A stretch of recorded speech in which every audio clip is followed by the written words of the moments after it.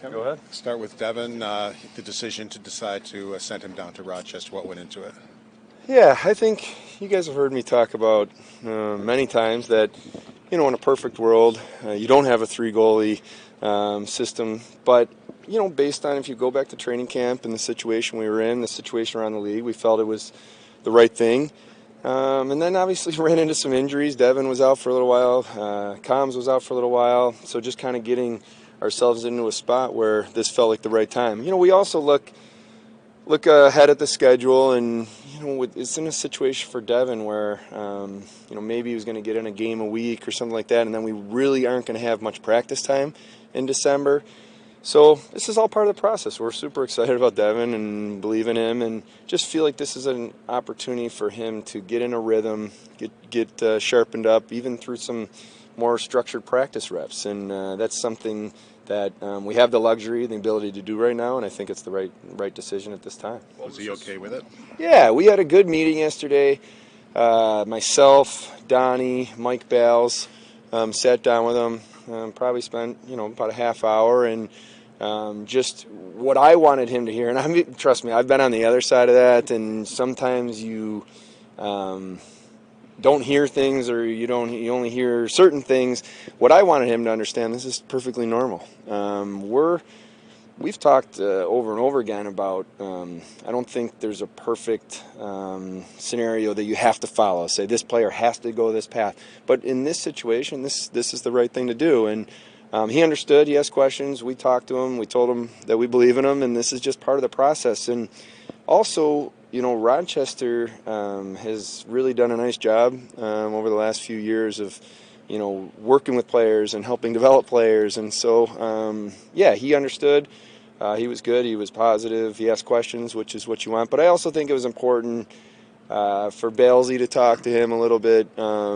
His message was great, about being present. And when you have an opportunity to play in the American League, sometimes it's actually it's a gift, because you can kind of flip your mindset a little bit and just focus that day on where you are and getting better. And then, I thought Donnie also, it was a good job of kind of resetting, asking Devin questions, ultimately what's your goal? And if your goal is to be a great goalie in the National Hockey League, then sometimes these are opportunities to work in your game and do that. So, all positive, all part of the process for him. Kevyn, is there a certain game mark you would like, he's 21 years old, would you like to get him 40 if it's between here and there? And yeah, not really. I think you just have to be open and flexible.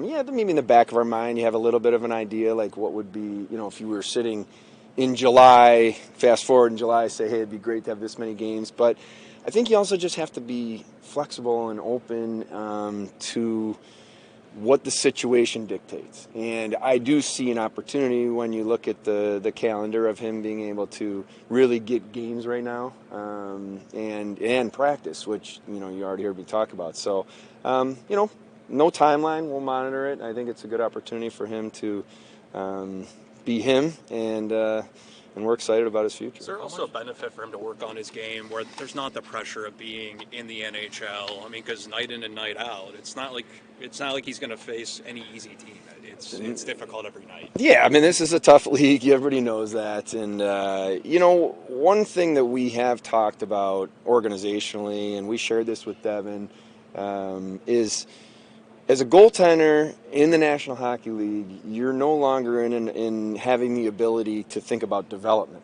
You're thinking about it's winning, and it's winning that game any way you're going to win. Now, in Rochester, obviously, we want to win every game, but you're also focusing on your personal development. And so some of that just is able to get reset a little bit. And sometimes the rules dictate that you can do it depending on where a player is in his contract or, in his career. This is an opportunity that I think is really good for him. And that was the message yesterday. I'm positive. How much did Pekka's emergence play a role in this? That, he's probably going to get the net more. Yeah,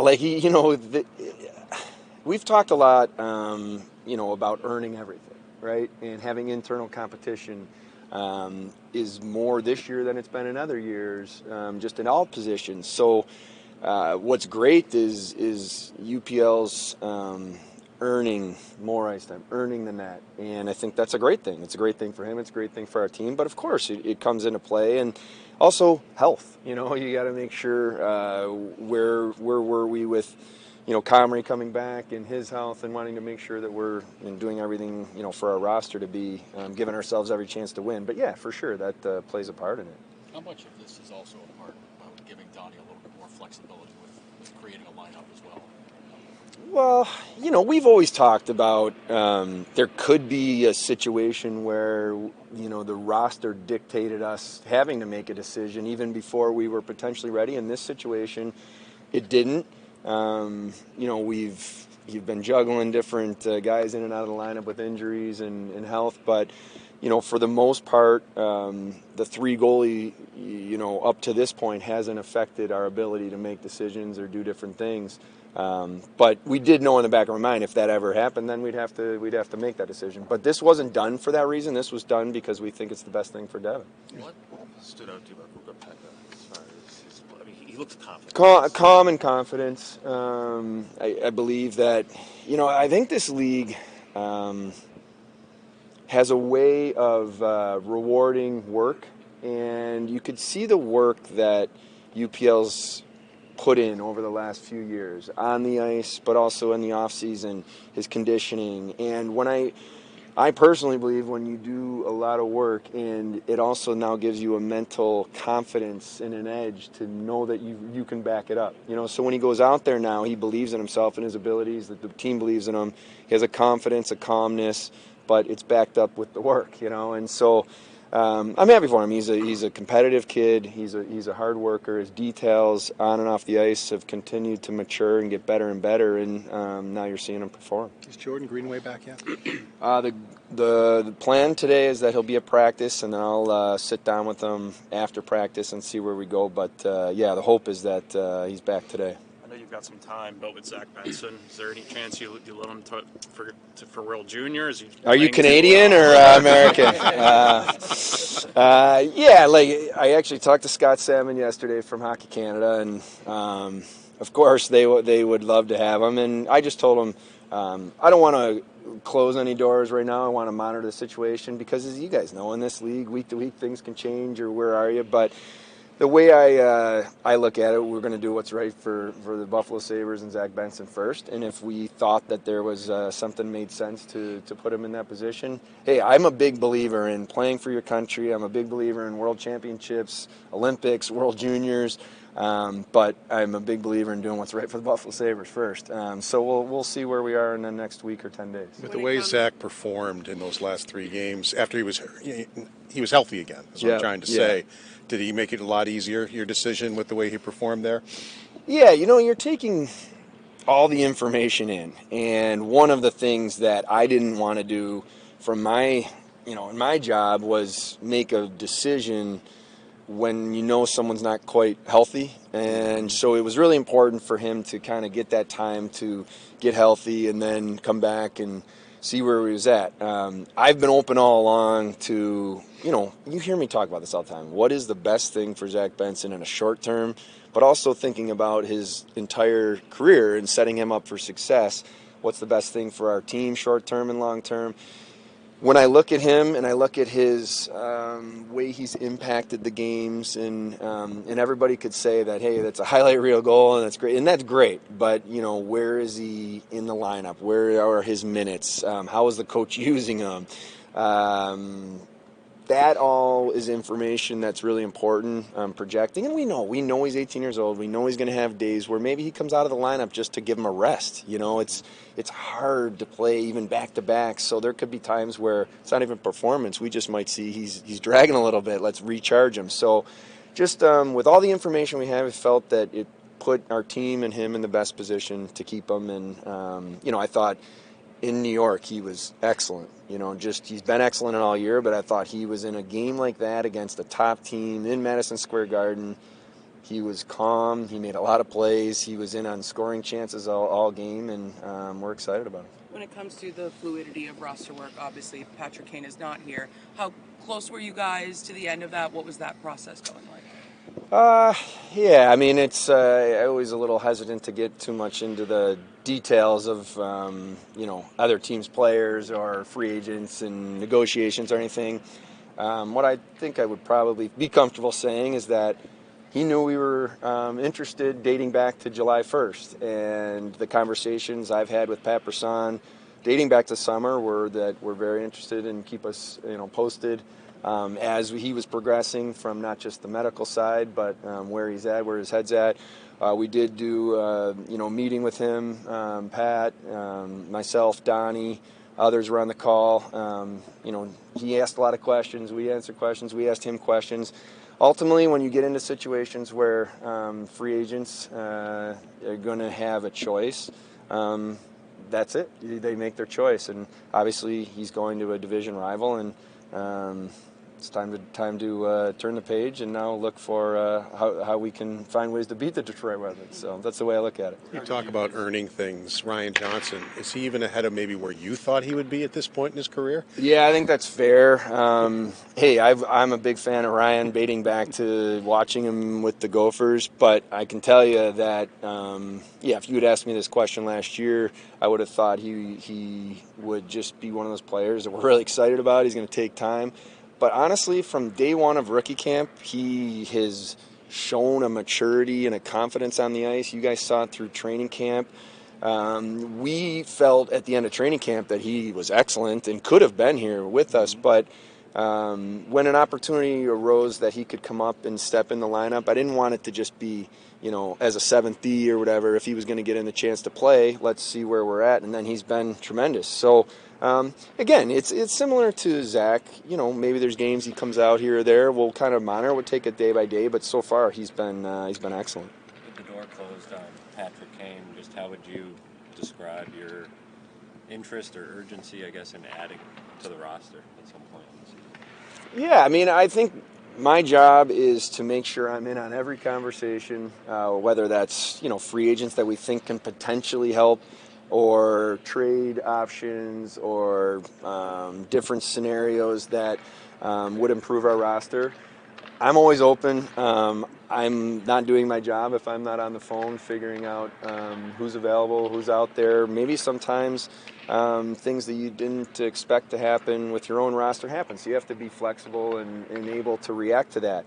But, I think what we want to do, we're a quarter of the way into the season now. This is not a few games in. Never in my position, or at least my personal belief, is you don't want to overreact. You don't want to be emotional. But you also need to be looking at facts and be honest. And now we're a quarter of the way in. I feel that our compete level hasn't been good enough night in and night out to get consistent results. And that's why I think that's where we're at, 500. So we need internally with the people here to raise our kind of consistent compete. And then your talent comes out. And I think that's the next step for our team. But if there's a way to make our team better, we're going to do it. Which one do you think that compete hasn't been there? Well, I think sometimes you commit. Hey, it's easy for me to say this. You commit to a young roster. Everybody knows we're the youngest team in the league, and you can say, is that part of it? Yeah, I think it's just learning to find ways mentally to get yourself where you need to be night in and night out. The line and the margin in this league is so fine. So I think that's the next step for our team. And it doesn't just happen year to year. It doesn't just say, okay, the majority of the team's back now, you're just going to be right at that same level. It takes work. So that's something that we've talked a lot about. But that's our challenge. I truly believe if we consistently compete at a very high level, our talent will have an opportunity to come through. And I think you saw that the other night in two examples. One against, Jersey, where it wasn't there, and that's what happens. And then, 48 hours later, it was there, and now you see us in a tough building against a tough team perform well. So that's the next step for us. Do you think maybe some of the players didn't realize that you don't pick up right where you left off in the next year? Yeah, and I also think, we believe in ourselves as a group, and we believe in the talent we have, but sometimes it's the order of operations. I think as a player, in my opinion anyways, the compete has to come first, and then the talent comes out. If you try to, think that you're going to go out there and it's going to be based on, hey, I'm a little more talented than this player, either individually as a team, that goes first. I think it's challenging in this league. It is such a competitive league, shift after shift, puck battle after puck battle. the little things that add up over the course of a game. Just in my opinion, we haven't been quite sharp enough consistently. And when we do that, I truly believe in the group, and I think we're going to be a really good team. And now hopefully we can use that Rangers game to kind of jumpstart us into the next part of the season. How's Tage progressing? Good. He was just re-imaged. Hopefully he's on the shorter end of the timeline, but still a little ways away, but definitely in a good spot. And Jack, I would say, it was great. He came on the road. I think that was two things. One, mentally, just to get him, there, and then two, just to be a little bit on the ice with the team. He is right on schedule. Again, it's hard to say exactly, but I think you're talking right around that January 1st time that we've been hoping for is still in range. But he's doing well, and Zemgus Girgenssen's still in the week-to-week range, but I talked to him quite a long time yesterday and seems to be in a good spot too. So. Do you ever anticipate having 8 defensemen on the roster, and how much is Johnson kind of force that issue? Yeah, I mean, again, it goes back to me. You can have a plan, but you have to be open and flexible and know that you have to be willing to change course sometimes if it's the right thing for the team. Donnie loves AD for practice, so he'd tell you all the time, if we had a limited roster, we'd have, that would be the way it always would be. But the roster is going to dictate that. Sometimes the decisions you make are based on, where you are health-wise. But I think the key for all of this is whatever decisions we make, it's because we think it's going to help us today and win hockey games and, moving forward. So if that's AD, that's AD. If it's 3 goalies, it's 3 goalies. But we have to be willing to evolve and make changes if we think it makes sense. You mentioned you committed to a young roster to kind of get younger with Kulik and Roseanne, but what led to them earning that? What's been your brief impression since they've Well, I think they're obviously 2 guys we're really excited about, moving forward. They earned the opportunity to be here. They've been excellent, dating back to last year, quite honestly. But, the first quarter of the season in Rochester, both top 10 guys in the league in scoring, performing well at really young ages in that league. So there was an opportunity to get him here, get him a taste a little bit, and that's why the decision was made. Well, kind of in a day-by-day situation with them. We'll see where they are, where they fit in the lineup, because sometimes it's not just about are they here or not. It's about where would they fit. Does it make sense if they're playing a limited role? Does it make sense just to move them back, get them playing more minutes, all that stuff. So we'll monitor it here moving forward. With Kevyn, you mentioned he's a competitive guy. He probably didn't have the AHL in his brain this summer, or early in the season. But how much comfort do you have as he's dealing with that he's going to Seth? As a guy that Devin might not be super familiar with him yet, but he's kind of handled a lot of these young guys. I mean, I can't say enough good things about Seth Appert and what he's done since he joined our organization. You go back a few years ago, the conversations that I had with him, were about prioritizing development. And I don't think you have to separate it. It's in the American Hockey League, it's focused on winning or focused on development. You can do both, and he's proven that with the way the team's performed. Jason Kermanos has done a great job in kind of insulating that roster.